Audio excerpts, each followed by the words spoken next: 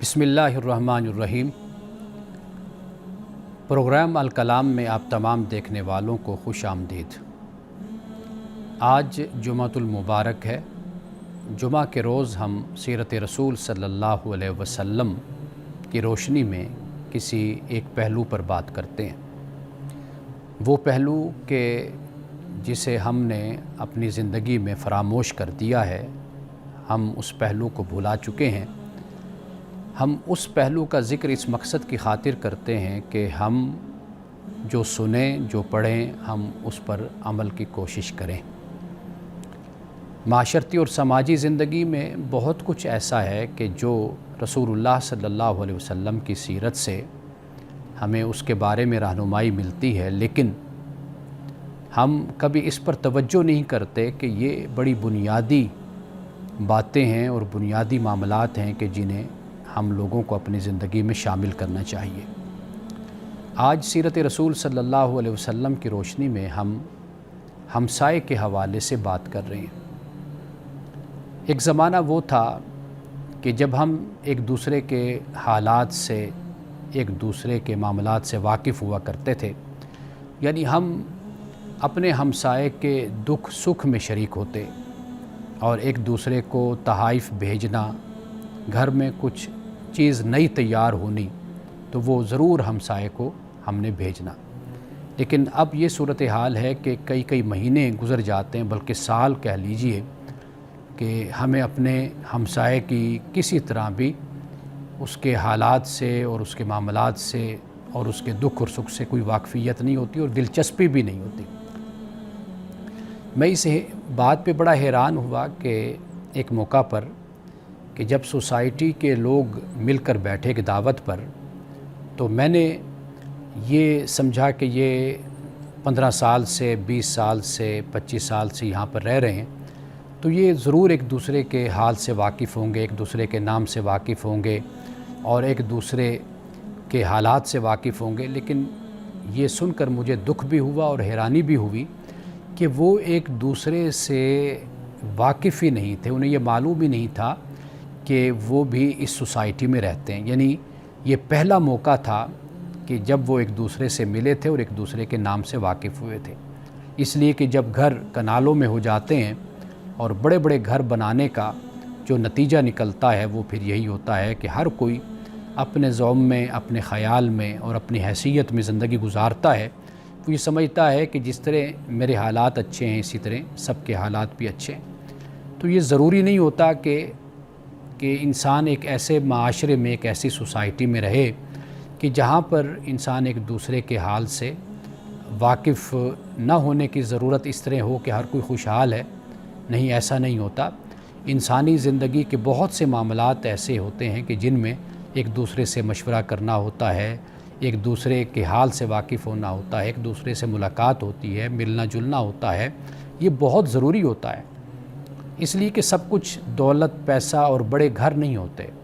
انسان کا ایک دوسرے کے ساتھ ملنا، بیٹھنا، جڑنا اور ایک دوسرے کے ساتھ گپ شپ کرنا اور ایک دوسرے کے حال سے واقف ہونا، یہ بھی بڑا ضروری ہوتا ہے۔ کل مجھے اس بات کا علم ہوا کہ ہمارے معاشرے میں، پاکستانی معاشرے میں تقریباً 40-41% سے زیادہ لوگ نفسیاتی امراض کا شکار ہیں۔ یعنی پاکستان کی تقریباً آدھی آبادی نفسیاتی مریض ہے، نفسیاتی امراض کا شکار ہے، یعنی کوئی کسی حوالے سے، کوئی کسی حوالے سے۔ تو یہ امراض اور یہ بیماریاں کیوں پیدا ہوئی اور کیوں بڑھ رہی ہیں؟ اس کی بنیادی وجہ یہی ہے کہ ہم نے ایک دوسرے کے ساتھ بیٹھنا اور ایک دوسرے کو وقت دینا چھوڑ دیا ہے۔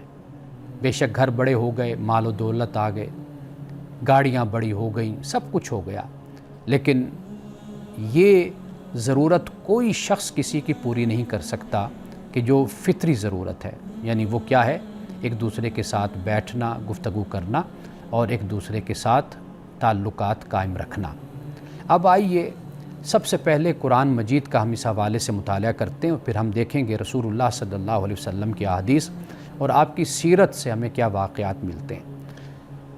قرآن مجید نے اس کو اس طرح بیان کیا ہے کہ وَاعْبُدُوا اللَّهَ وَلَا تُشْرِكُوا بِهِ شَيْئًا، اللہ کی عبادت کرو اور اس کے ساتھ کسی کو شریک نہ ٹھہراؤ، وبالوالدین احسانہ، اور والدین کے ساتھ، وبذی القربیٰ والیتامى والمساکین، یتامہ کے ساتھ، مساکین کے ساتھ، رشتہ داروں کے ساتھ بھی تم احسان کرو اور اچھے طریقے سے پیش آؤ۔ اور پھر فرمایا والجار ذی القربیٰ والجار الجنبی، کہ اجنبی ہمسائے، ایک تو قرابت دار ہمسائے اور دوسرے اجنبی ہمسائے، ساتھ بیٹھنے والوں، مسافروں اور غلاموں کے ساتھ بھی قرآن پاک کہتا ہے کہ احسان کرو۔ یعنی آپ حیران ہوں گے اس بات پہ کہ ہم بات کر رہے ہیں ہمسایوں کی، لیکن قرآن یہ کہتا ہے کہ جو والجار ذی القربیٰ والجار الجنبی والصاحب بالجنب، کہ جس سے تم ویسے ہی سر راہ مل لیتے ہو، کبھی سبزی کی دکان پر، کبھی حجام کی دکان پر، کبھی گوشت کی دکان پر، کبھی پرچون اور کوئی سودا لینے جاتے ہو، وہاں پر تمہاری اس سے اکثر ملاقات ہو جاتی ہے، بات ہو جاتی ہے۔ تو قرآن یہ کہتا ہے کہ ایسے لوگوں کے ساتھ بھی حسن سلوک سے پیش آؤ۔ اور قرآن مسافروں کی بات بھی کرتا ہے، حالانکہ مسافر ایک مرتبہ آتا ہے اور پھر اس کے بعد وہ چلا جاتا ہے، اور آپ نہیں جانتے، میں نہیں جانتا کہ یہ شخص کون ہے، کہاں سے آیا ہے، لیکن قرآن مجید اس کا بھی حق بیان کرتا ہے۔ تو جب ان کا حق ہے تو پھر ہمسایوں کا حق تو کہیں زیادہ ہو جاتا ہے۔ تو اس لیے اللہ سبحانہ وتعالیٰ نے ہمسایوں کی اس طرح تقسیم کر دی، والجار ذی القربیٰ والجار الجنبی، کہ قرابت دار ہمسائے، یعنی وہ ہمسائے کہ جو آپ کے رشتہ دار بھی ہیں۔ ممکن ہے کہ آپ کے پڑوس میں آپ کی بہن رہتی ہو، آپ کا بھائی رہتا ہو، یا آپ کا کوئی چچا زاد یا ماموں زاد یا خالہ زاد رہتا ہو، یہ بھی ہو سکتا ہے۔ اور اسی طرح یہ فرمایا کہ بھئی جو دور کے، یعنی کوئی تم سے رشتہ داری نہیں، اجنبی ہمسائے، تو قرآن نے بیان کیا کہ ان کے ساتھ بھی تم احسان کا معاملہ کرو۔ اب اس کے بعد دیکھیے کہ رسول اللہ صلی اللہ علیہ وسلم نے احادیث میں اس پر بہت زیادہ زور دیا۔ ناظرین کرام، جب آپ احادیث رسول صلی اللہ علیہ وسلم سنیں گے تو آپ کو اندازہ ہوگا کہ رسول اللہ نے کتنی تاکید اس بات کی فرمائی، اور بلکہ ہمسائے کے ساتھ حسن سلوک اور اچھے سلوک کو آپ نے ایمان کے ساتھ جوڑ کر بیان کیا۔ آپ نے فرمایا کہ واللہ لا یؤمن، واللہ لا یؤمن، واللہ لا یؤمن، اللہ کی قسم وہ مومن نہیں، وہ مومن نہیں، وہ مومن نہیں۔ اور رسول اللہ صلی اللہ علیہ وسلم نے سے جب یہ پوچھا گیا کہ یا رسول اللہ صلی اللہ علیہ وسلم کون مومن نہیں ہے، تو آپ نے جواب میں فرمایا کہ اللہ کی قسم وہ مومن نہیں جس کا ہمسایہ اس کے شر سے محفوظ نہ ہو۔ یعنی ایک طرف اپنے آپ کو یہ کہے کہ میں مومن ہوں، میں مسلمان ہوں، اس کا دعوے دار ہو، اور دوسری طرف اس کا ہمسایہ اس سے تنگ ہو اور وہ اس کو تنگ کرے اور اس کے شر سے اس کا ہمسایہ محفوظ نہ ہو، تو رسول اللہ صلی اللہ علیہ وسلم نے فرمایا کہ وہ شخص مومن نہیں۔ یعنی مومن سے مراد یہ نہیں ہے کہ وہ بالکل ہی کافر ہو گیا، یعنی اس سے مراد یہ ہے کہ جو مومن کو جس طرح ہونا چاہیے اور جس طریقے سے اس کو اپنی زندگی گزارنی چاہیے وہ چیز اس کے اندر نہیں ہے، ایمان والی۔ یعنی گویا کہ اس کا ایمان مکمل نہیں ہے۔ ایمان کی تکمیل اور مکمل مومن تب بنتا ہے کہ جب وہ اپنے ہمسائے کا خیال کرے اور اس کا ہمسایہ اس کے شر سے، اس کے نقصان سے محفوظ رہے۔ رسول اللہ صلی اللہ علیہ وسلم نے ایک مقام پر یہ بھی فرمایا، اب آپ یہ دیکھیے کہ اس میں کتنی تاکید ہے کہ آپ نے فرمایا کہ ما زال جبریل یوصینی بالجار حتی ظننت انہ سیورثہ۔ آپ نے فرمایا کہ جبریل علیہ السلام نے مجھے ہمسائے کے حقوق کے بارے میں آپ نے اتنی تاکید مجھے کی اور اتنی تاکید مجھے یہ کرتے رہے کہ مجھے گمان یہ ہوا کہ کہیں وراثت میں ہمسائے کا حق نہ مقرر کر دیا جائے۔ یعنی جس طرح بیٹے کو، بیٹی کو، جس طرح بھائی کو، بہن کو، باپ کو، ماں کو جس طرح وراثت میں حق دیا جاتا ہے ان کا قرآن مجید نے مقرر کر دیا۔ یعنی سورۃ النساء کی آیت نمبر، سورۃ النساء کا دوسرا رکوع اگر آپ اس کی تلاوت کریں تو آپ کو معلوم ہو جائے گا کہ اللہ سبحانہ وتعالیٰ نے وراثت کے جو حق ہیں وہ مقرر کر دیے، بتا دیا ہے کہ یہ بھائی بہن، ماں باپ، ان کا جو بیٹا بیٹی، ان کا حق مقرر ہے۔ تو لہٰذا یہ رسول اللہ صلی اللہ علیہ وسلم نے جب فرمایا کہ مجھے جبریل نے اتنی زیادہ تاکید کی، اتنی زیادہ تاکید کی ہمسائے کے بارے میں، تو مجھے یوں لگا کہ کہیں ہمسائے کو وارث نہ بنا دیا جائے۔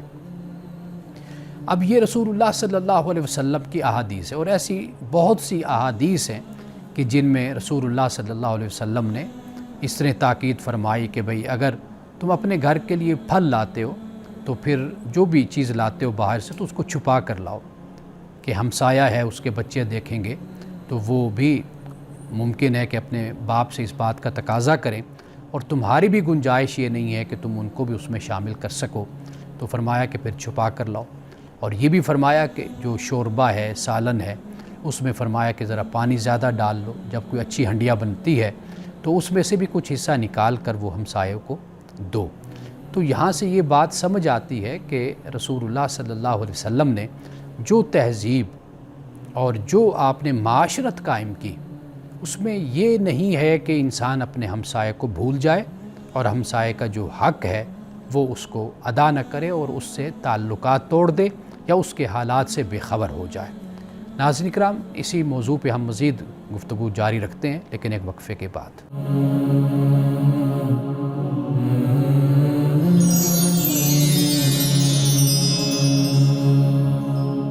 وقفے کے بعد دوبارہ آپ کی خدمت میں حاضر ہیں۔ ہمارا موضوع ہے ہمسائے کے حقوق یا ہمسائے کے ساتھ حسن سلوک۔ اس کے بارے میں قرآن، احادیث اور رسول اللہ صلی اللہ علیہ وسلم کی سیرت یعنی عملی حوالے سے ہمیں کیا مثالیں ملتی ہیں۔ آئیے ذرا اس پر ہم روشنی ڈالتے ہیں کہ رسول اللہ صلی اللہ علیہ وسلم نے جو تلقین فرمائی، یعنی وقفے پہ جانے سے پہلے میں دوبارہ ذرا اپنی بات کا لنک جوڑ دوں جہاں سے میں نے اپنی بات کو روکا تھا۔ وہ یہ کہ رسول اللہ صلی اللہ علیہ وسلم نے جو معاشرت اور جو تہذیب آپ نے قائم کی تھی وہ لا تعلقی کی تہذیب نہیں تھی، وہ ایسی معاشرت نہیں تھی، بلکہ معاشرے میں، سوسائٹی میں جو شخص بھی رہتا ہے، یعنی اس کا تعلق کسی بھی رنگ، نسل، ذات، مذہب سے ہے، وہ آپ کا ہمسایہ ہے۔ یعنی ہمسائیگی کو آپ نے اس کے مذہب پر، اس کے رنگ، نسل اور ذات پر آپ نے ترجیح دینی ہے۔ یہ بڑی بنیادی بات ہے کہ اگر ہم اس پر توجہ کریں تو بہت سی نفرتیں اور تعصبات خود بخود ختم ہو جاتے ہیں۔ اور رسول اللہ صلی اللہ علیہ وسلم نے مدینے کے معاشرے میں یہی رویہ آپ نے اختیار فرمایا اور اپنے صحابہ کو بھی اسی کی آپ نے تلقین فرمائی۔ اب دیکھیے کہ رسول اللہ صلی اللہ علیہ وسلم نے خواتین کو خاص طور پر یہ تلقین کرتے ہوئے فرمایا کہ یا نساء المسلمات، اے مسلمان عورتوں، لا تحقرن جارۃ لجارتہا ولو فرسن شاتن۔ آپ نے فرمایا کہ اپنے ہمسائی کو کچھ دینے میں حقیر چیز کو بھی کم نہ سمجھو۔ یعنی کوئی چیز ہے جو آپ سمجھتی ہیں کہ یہ کم تر ہے یا معمولی ہے تو فرمایا کہ وہ بھی دو۔ آپ نے فرمایا کہ خواہ بکری کا ایک ٹکڑا ہی کیوں نہ ہو، یعنی اس کی سری ہے، اس کے پائے ہیں، یا کوئی چیز بھی ہے اس کے وجود کا حصہ، گوشت کا حصہ، وہ بھی تم ضرور دو۔ اس لیے کہ خواتین میں یہ ایک بات ہوتی ہے، وہ یہ چاہتی ہیں کہ ہم ہمسائیگی میں ہم ہمسائے کے گھر وہ چیز بھیجیں کہ جو سب سے اچھی ہو، کیونکہ ایک مسئلہ یہ بھی ہوتا ہے کہ گھر کی پہچان اور گھر کا تعارف عورت سے ہوتا ہے، اور عورت اس بارے میں حساس ہوتی ہے۔ وہ یہ چاہتی ہے کہ بہترین چیز جب گھر میں پکے تو وہ پھر ہم ہمسائے کو دیں، تاکہ جب ان کے پاس وہ چیز پہنچے تو وہ کسی طرح کا کوئی اعتراض یا کوئی ایسی بات نہ کہہ سکیں۔ لیکن رسول اللہ صلی اللہ علیہ وسلم نے جو فرمایا، آپ کا یہ فرمانا در حقیقت اس پہلو پہ لاتا ہے ہم سب کو، اور اس طرف لاتا ہے کہ ہمسایہ جیسا بھی جو بھی ہے آپ نے اس کی خدمت کرنی ہے، آپ نے اس کے ساتھ ہمدردی کرنی ہے، آپ نے اس کے ساتھ خیر خواہی کرنی ہے۔ اس لیے کہ جو مدینہ کا معاشرہ تھا، واضح بات ہے کہ وہاں پر ہر بندہ خوشحال نہیں تھا۔ رسول اللہ صلی اللہ علیہ وسلم نے اس لیے اس بات کی تلقین فرمائی کہ افشوا السلام اطعموا الطعام، کہ سلامتی کو پھیلاؤ، یعنی سلام کو پھیلاؤ اور کھانا کھلاؤ۔ کھانا کھلانا اس وقت چونکہ غربت اور مفلسی کا ایک زمانہ تھا، تو لہٰذا رسول اللہ صلی اللہ علیہ وسلم نے اسی بات کی تلقین فرمائی۔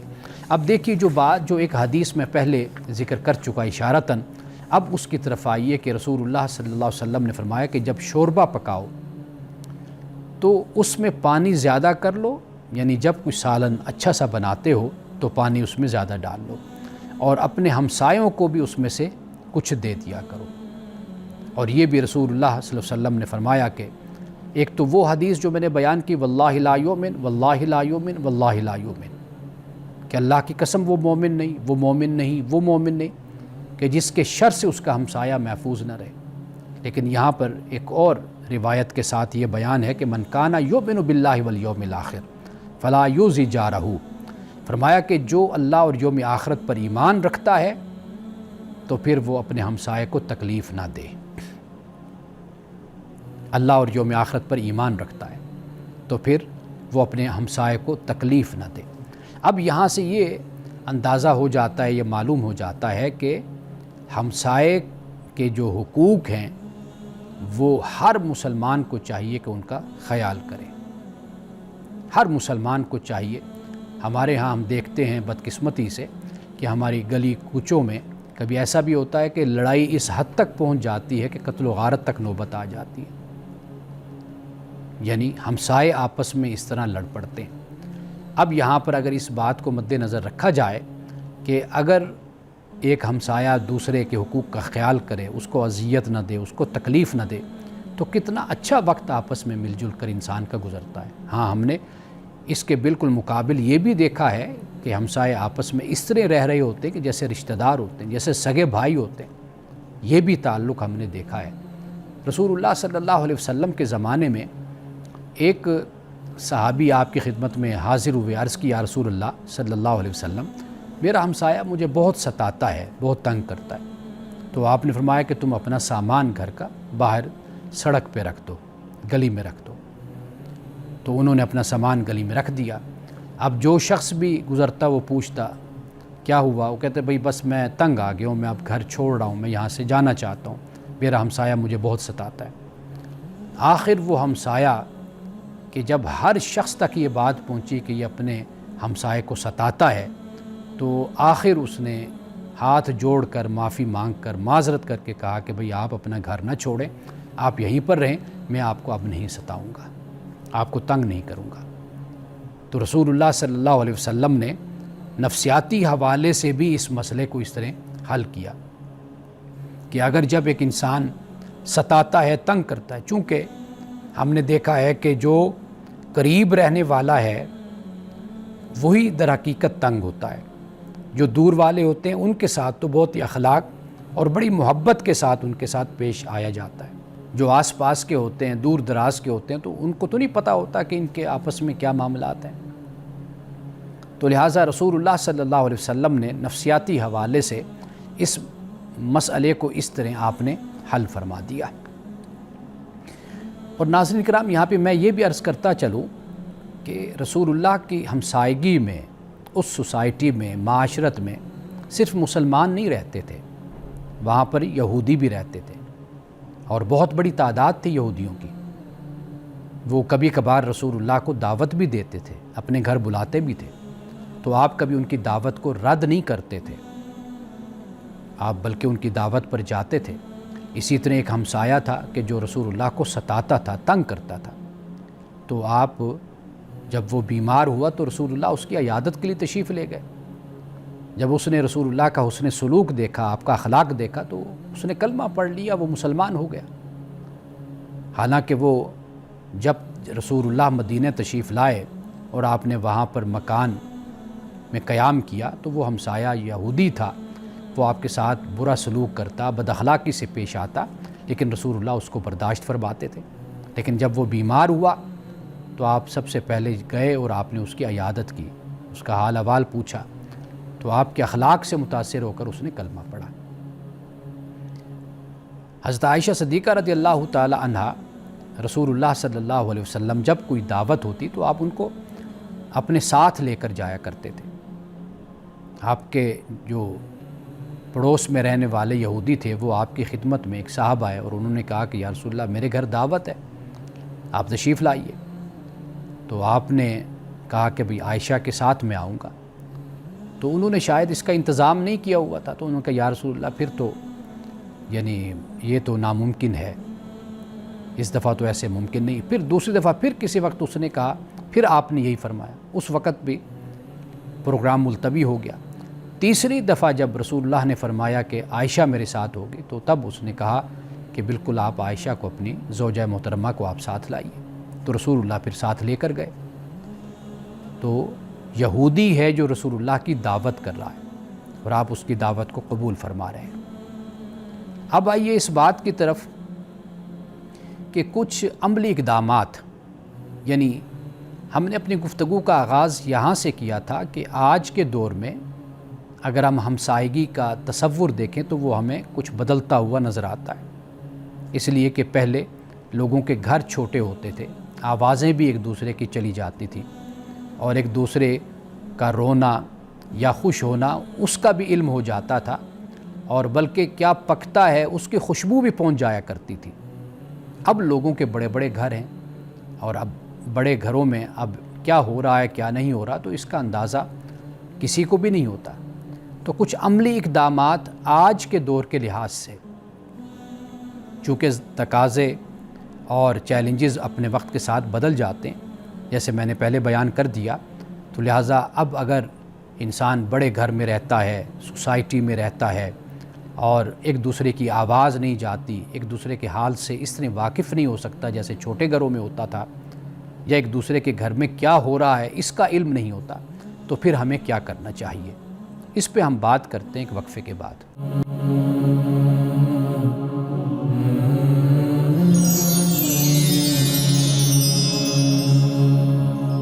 آئیے اب اقدامات کی طرف، یعنی اس بدلتی معاشرت میں اور بدلتے رہن سہن میں اب ہمیں کیا کرنا چاہیے، یعنی ہم اپنے ہمسائے کے حقوق کا کس طرح خیال کر سکتے ہیں اور کس طرح رابطہ اور تعلق ہم قائم کر سکتے ہیں۔ سب سے پہلی بات اس حوالے سے یاد رکھیے کہ مسکراہٹ، اسلام ہمیں اس کی بہت تلقین کرتا ہے۔ رسول اللہ صلی اللہ علیہ وسلم نے جب صدقہ کی بات کی تو صحابہ نے عرض کی یا رسول اللہ ہمارے پاس دینے کے لیے تو کئی دفعہ کچھ نہیں ہوتا، تو ہم کیا کریں؟ تو آپ نے فرمایا کہ اپنے مسلمان بھائی کو دیکھ کر مسکرانا یہ بھی صدقہ ہے۔ تو اسلام اس کی بھی تلقین کرتا ہے، یعنی جب آپ گھر سے باہر نکلتے ہیں، آپ کو ہمسایہ ملتا ہے تو آپ سلام کر سکتے ہیں، آپ مسکرا کر دیکھ سکتے ہیں، آپ خیریت پوچھ سکتے ہیں۔ اس کی تعلیم بھی اسلام نے دی، جیسے میں نے آپ کو بتایا کہ افشوا السلام، رسول اللہ فرماتے ہیں کہ سلام کو پھیلاؤ، سلامتی، یعنی جس سے بھی ملو اس کو سلام کہو، اس پر اللہ کی سلامتی بھیجو۔ یہ رحمت کا، بلیسنگ کا، مہربانی کا ایک پیغام ہے اسلام کا جو ہر انسان کے لیے ہے۔ اور اسی طریقے سے مسکرا کر ملنا، مسکرا کر دیکھنا، صحابہ کہتے ہیں کہ رسول اللہ کا چہرہ مسکراتا چہرہ تھا، یعنی متبسم چہرہ آپ کا تھا، ایسے لگتا تھا کہ ہر وقت آپ مسکرا رہے ہیں۔ اور اسی طریقے سے خیریت معلوم کرنا، حال احوال پوچھ لینا، اور پھر اس کے بعد مشکلات میں، یعنی جب معلوم ہوتا ہے کہ جیسے کوئی بیمار ہے کہ ہاسپٹل میں ایڈمٹ ہے تو وہاں جا کر عیادت کی جا سکتی ہے، ملا جا سکتا ہے۔ اور پھر یہ بھی ہے کہ خدا نخواستہ اگر کسی کی وفات ہو جاتی ہے تو وفات کے جو معاملات ہیں تکفین اور تدفین کے، غسل کے، ان میں بھی انسان شریک ہو سکتا ہے۔ یعنی یہ وہ چیزیں ہیں کہ بے شک آپ روزانہ کی بنیاد پر ہر وقت آپ اپنے ہمسائے سے نہیں ملتے یا اس کے احوال سے باخبر نہیں رہتے، لیکن یہ تو معلوم ہو ہی جاتا ہے کہ بھئی آپ کے پڑوس میں کوئی بیمار ہے، کوئی تکلیف میں، اس کا اندازہ ہو جاتا ہے۔ یا پھر یہ ہے کہ کسی کی وفات ہو جاتی ہے تو اس میں بھی شرکت کی جا سکتی ہے، عیادت کی جا سکتی ہے۔ اور پھر اذیت سے بچانا اپنے ہمسائے کو، یعنی مثال کے طور پر جیسے گاڑی کا شور ہے، جیسے غلط گاڑی کو پارک کرنا ہے، یا جیسے کوڑا کرکٹ ہے، اب ان معاملات میں بھی یعنی ہم کم از کم اتنا تو کر سکتے ہیں کہ ہم اپنے ہمسائے کا خیال کریں اور اس کو اذیت سے ہم بچائیں۔ اور یہ بات تو میں پہلے بیان کر چکا. مثال کے طور پر شادی ہے، کوئی خوشی کا موقع ہے تو اس موقع پر مبارکباد دینا، یا کوئی نئی گاڑی خریدتا ہے تو اس پر خوشی کا اظہار کرنا، بجائے اس کے کہ اکثر طور پر دیکھا ہے کہ جو ہمسائے ہوتے ہیں یہ حسد میں مبتلا ہو جاتے ہیں. یعنی ساتھ والا اگر ترقی کر رہا ہے، کاروبار تجارت میں آگے بڑھ رہا ہے، تو یہی ہمسایہ کھڑے ہو کر اس پر تبصرے بھی کرے گا اور یہ کہے گا کہ یہ معلوم نہیں کہاں سے ان کے پاس پیسہ آ گیا، یہ حرام کماتے ہیں یا ناجائز. یہ تو خیر ایک ہمارے معاشرے کا عمومی رویہ یہی ہوتا ہے. ہم یہ سمجھتے ہیں کہ ہمارے معاشرے میں جس کے پاس بھی کوئی پیسہ آتا ہے تو وہ ناجائز طریقے سے کماتا ہے، حالانکہ لوگ اتحاد اور اتفاق سے بزنس کر کے، تجارت کر کے بھی حلال پیسہ کماتے ہیں، ٹیکس بھی ٹھیک طریقے سے ادا کرتے ہیں. سارے معاملات ان کے بہترین طریقے سے اس لیے چلتے ہیں کہ ایک کمانے والا نہیں ہوتا، کئی کمانے والے ہوتے ہیں اور مل جل کر ایک گھر میں رہتے ہیں. اس اتحاد اور اتفاق سے ان کے گھر میں برکت ہو جاتی. لیکن عمومی رویہ ہمارے معاشرے کا یہی ہوتا ہے کہ ہم دوسرے پر ہمیشہ منفی تبصرہ کریں گے اور منفی تاثرات ہم قائم کرنے کی کوشش کرتے ہیں. اور یہ خاص طور پر جو ہمسائے کا معاملہ ہوتا ہے یہ ایسا ہی ہوتا ہے. تو حسد جو ہے، رسول اللہ نے فرمایا کہ حسد سے بچو. حسد نیکیوں کو ایسے کھا جاتا ہے کہ جیسے آگ لکڑی کو چاٹ جاتی ہے، ختم کر دیتی ہے. تو ہمسایہ اپنے ہمسائے کی ترقی پر، اس کی خوشحالی پر، اس کی امیری پر خوش ہو. اللہ سے یہ دعا کرے کہ اس کو اے اللہ تو نے دیا تو مجھے بھی تو عطا فرما. اور پھر سب سے اہم بات وہ یہ ہے کہ کمیونٹی کے آپس کے تعلقات اگر یہ بھی قائم ہو جائیں، یعنی مثال کے طور پر ایک بلاک میں رہنے والے لوگ اگر اکٹھے مل بیٹھنے کا کوئی نہ کوئی طریقہ اختیار کر لیں، کوئی نہ کوئی بہانہ بنا لیں کہ وہ جمعہ کے دن، وہ چھٹی والے دن، وہ کسی دن بیٹھ کر اکٹھے پارک میں اکٹھے کھانا کھائیں گے، باتیں کریں گے، سب کو جمع کر لیں. اس لیے کہ اس میں کوئی شک نہیں ہے کہ آج کی ٹیکنالوجی نے، آج کے موبائل نے ہمیں مصروف بہت کر دیا، ایک دوسرے سے کمزور کر دیا ہمیں تعلقات میں. لیکن آپ ذرا اگر اس کے فوائد اور ثمرات پر بھی نظر ڈالیں گے وہ بھی بہت زیادہ ہیں. یعنی اب یہ کتنا آسان ہو گیا ہے کہ آپ ایک گروپ بنا لیتے ہیں، واٹس ایپ گروپ ہے، آپ اس پر ایک دوسرے کے ساتھ رابطہ رکھتے ہیں، ایک دوسرے کے احوال سے باخبر رہتے ہیں. آپ نے کہیں پر جمع ہونا ہوتا ہے تو آپ وہاں پر جمع ہو جاتے ہیں. ہماری خواتین، ہماری بہنیں، بیٹیاں، ہماری مائیں وہ اسی طریقے سے ایکٹیو رہتی ہیں، اکٹھے بیٹھتی ہیں، اکٹھے کھاتی ہیں، پروگرام ہوتے ہیں، پارٹی ہوتی ہے، مذہبی مجالس بھی ہوتی ہیں، دروس ہو رہے ہیں اور بہت اچھے پروگرام ہو رہے ہیں جن میں خواتین کا تزکیہ نفس، ان کی تعلیم اور تربیت کا بھی اہتمام ہوتا ہے. یہ سب کچھ کیا اسی سائنس کی وجہ سے. تو لہٰذا ہم یہ چیز دیکھیں کہ آج اس جدید دور میں جو ان کے منفی اثرات ہیں اور منفی پہلو ان کو چھوڑ دیں. یعنی ہم اگر موبائل کے ساتھ اتنا وقت گزارنے لگ گئے، اس کی اسکرین اور واٹس ایپ کے ساتھ اور فیس بک کے ساتھ، سوشل میڈیا کے ساتھ، لیکن دوسری طرف اگر آپ دیکھیں تو اس کے بڑے فوائد بھی ہمارے سامنے آتے ہیں. اسی کی وجہ سے ہم دور دور تک ایک دوسرے سے مل چکے ہیں اور ایک دوسرے کے ساتھ ہمارے اچھے تعلقات اور روابط بھی ہمارے قائم ہو گئے. تو لہٰذا ہمارا جو عمومی رویہ وہ منفی کا رویہ ہوتا ہے. ہم سائنس اور ٹیکنالوجی کے بھی جو منفی پہلو ہیں ان کو زیادہ اجاگر کرتے ہیں. اب آپ یہ دیکھ لیجئے کہ پہلے لوگ کسی مجلس میں نہیں آ سکتے تھے تو وہ وہاں پر اس مجلس سے محروم ہو جایا کرتے تھے. آج زوم لنک پہنچ جاتا ہے گھر میں، خواتین کچن میں کھڑی لیکچر سن رہی ہیں، مرد حضرات اپنے گھر میں بیٹھے ہوئے سن رہے ہیں، دفتر میں بیٹھے ہوئے کلاس پڑھ رہے ہیں. ایسے بہت سے لوگوں کو میں نے دیکھا. تو اس کے فوائد بھی ہیں، دونوں چیزیں ساتھ ساتھ ہیں.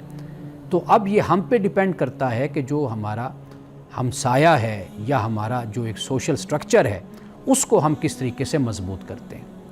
اسی ٹیکنالوجی کے ذریعے سے ہم اس کو مضبوط اور بہتر اور مستحکم بھی کر سکتے ہیں اور اسی کے ذریعے سے ہم اس کو تباہ بھی کر سکتے ہیں. تو لہٰذا رسول اللہ صلی اللہ علیہ وسلم کی احادیث اور آپ کی سنت اور خاص طور پر جو قرآن کی آیت میں نے آپ کے سامنے رکھی، آپ اس میں دیکھ لیجئے کہ کسی طرح کی بھی کوئی تفریق نہیں ہے. آپ کا ہمسایہ امیر ہے، غریب ہے، وہ کسی بھی مسلک سے تعلق رکھتا ہے، کسی فرقے سے، کسی مذہب سے تعلق رکھتا ہے، وہ جو کچھ بھی ہے، خواہ وہ ملحد ہے، خواہ وہ سیکولر ہے، خواہ وہ اسلام پر ایمان نہیں رکھتا، وہ کسی بھی مذہب سے تعلق رکھتا ہے، لیکن سب سے پہلے اہم چیز جو قرآن بیان کرتا ہے وہ کیا ہے؟ وہ یہ ہے کہ وہ تمہارا ہمسایہ ہے، بس اس بنیاد پر تم نے اس کا خیال کرنا ہے۔ اس تفریق میں اگر ہم پڑ جائیں گے تو پھر انسانیت مر جائے گی، اس کا قتل ہو جائے گا۔ اگر انسانیت کا قتل ہو گیا تو پھر یاد رکھیے، پھر ہمارے فرقے، پھر ہماری جماعتیں، گروہ، مسلک اور ہمارے مذہب پھر ہمیں یہ نہیں بچا پائیں گے۔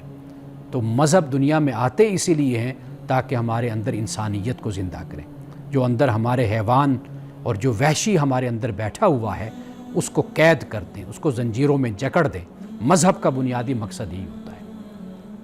تو ناظرین کرام، آج کی ہماری گفتگو میں جو بات سامنے آئی وہ یہ ہے کہ ہم ہر حال میں کسی نہ کسی شکل اور کسی نہ کسی صورت میں ایک دوسرے کے احوال سے باخبر رہیں اور اپنے تعلقات کو اپنے ہمسایوں کے ساتھ زندہ رکھیں۔ یہاں پہ ایک وقفہ لیتے ہیں، وقفے کے بعد میں کتاب پہ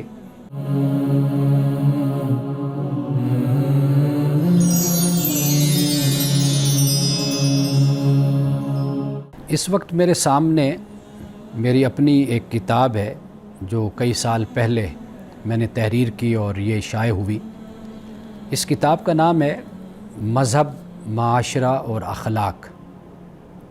یعنی اس میں بہت ہی آسان سلیس اردو میں آرٹیکلز ہیں، مضامین ہیں، مذہب کے بارے میں، معاشرے کے بارے میں اور اخلاقیات کے بارے میں۔ اگرچہ اس کا انگلش ترجمہ بھی ہو چکا ہے، اور میں نے اس میں وہ آرٹیکلز، وہ مضامین میں نے جمع کیے کہ جو زیادہ سے زیادہ 1.5 صفحے پر، 2 صفحے پر مشتمل ہیں بس۔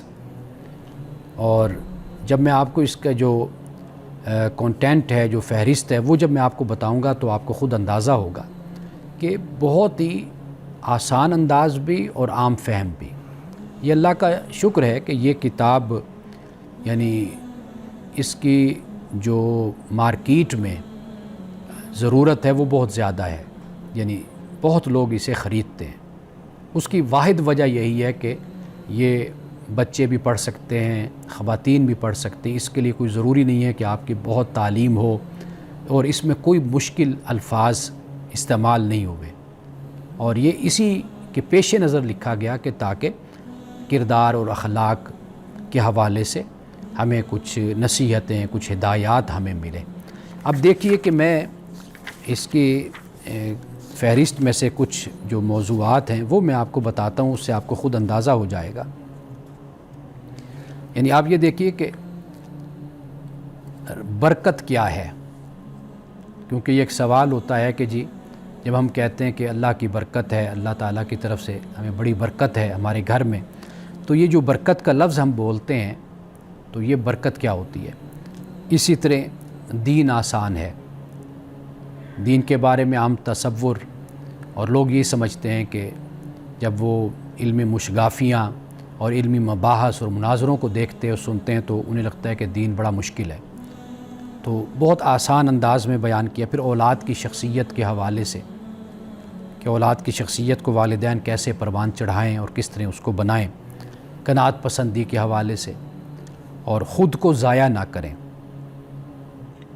یہ جو ہم بات کرتے رہتے ہیں موبائل کے حوالے سے، آج کی ٹیکنالوجی کے حوالے سے اور سوشل میڈیا کے حوالے سے، اصل بات یہی ہے کہ ہم خود کو ضائع کرتے ہیں۔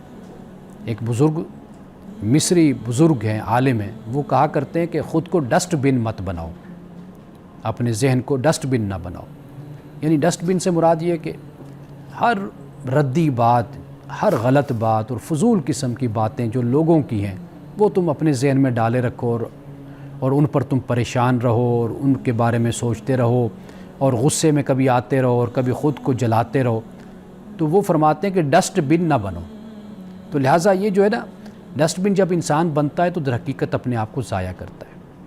اور اسی طرح سورۃ یوسف کی روشنی میں چند ہدایات نوجوانوں کے لیے، کیونکہ قرآن مجید میں سورۃ یوسف ہے، اور میں جب بھی پڑھاتا ہوں، یعنی میں نے چینل پر بھی جب پروگرام شروع کیا تو سب سے پہلے سورۃ یوسف میں نے شروع کی تھی۔ جب بھی میں درس کہیں پر شروع کروں تو میں سورۃ یوسف سے شروع کرتا ہوں۔ اس لیے کہ ہم سورۃ یوسف کو ہمارے ہاں بدقسمتی لوگوں کی یہ ہے کہ ان صورتوں کو لوگ رشتوں کے لیے پڑھتے ہیں. کوئی صورت رزق کے لیے پڑھ لیتے ہیں, کوئی رشتوں کے لیے پڑھ لیتے ہیں, جبکہ اگر اس صورت کو اگر آپ پڑھیں گہرائی کے ساتھ اور بار بار پڑھیں تو بہت سے حقائق کھل کر سامنے آتے ہیں.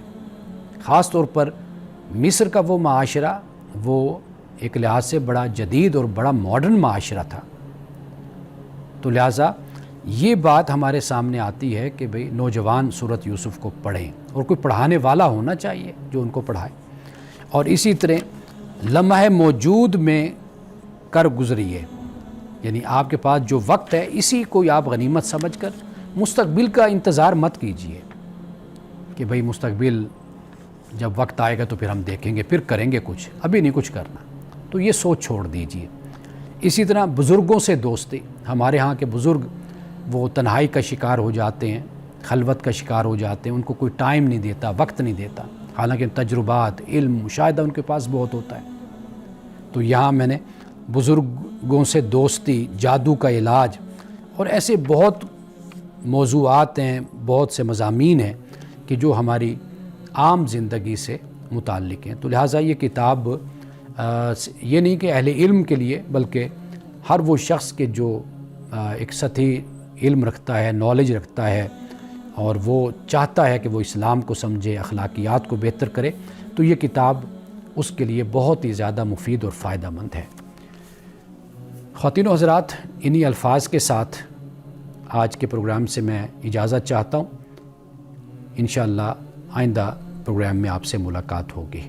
السلام علیکم ورحمۃ اللہ وبرکاتہ.